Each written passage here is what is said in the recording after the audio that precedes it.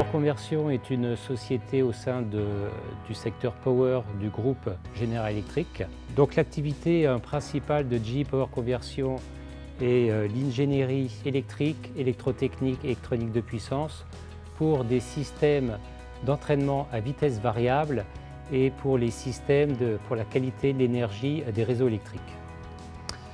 Alors dans ce contexte, nous mettons en œuvre des convertisseurs de puissance. Ce sont des convertisseurs qui ont des puissances de l'ordre de 1 MW à 100 MW et plus. Et au sein de ces convertisseurs, nous avons des composants.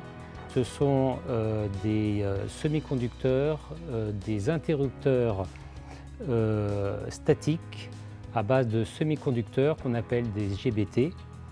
Et ces composants sont clés et la fiabilité est un enjeu absolument majeur.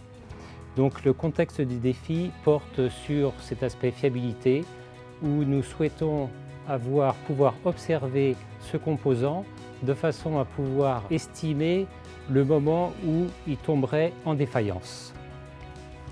Alors, de façon à pouvoir, bien évidemment, avant une défaillance du convertisseur, avant une défaillance du composant, intervenir pour y remédier. Il faut savoir qu'une défaillance de ce composant au sein d'un convertisseur entraîne en général l'arrêt complet de l'installation. Et par exemple, dans le système de pétrochimie, le coût est de l'ordre du million d'euros par arrêt intempestif. Okay. Donc le défi consiste à observer ce composant pour pouvoir faire de la maintenance prédictive. Donc c'est un interrupteur, comme on le disait. Cet interrupteur semi-conducteur, lorsqu'il est fermé, le courant passe, donc tout va bien. L'ordre de grandeur, c'est le millier d'ampères. En revanche, lorsqu'il est ouvert, sa tension à ses bornes est totale, donc de l'ordre de 2000 volts, et son courant, normalement, est nul.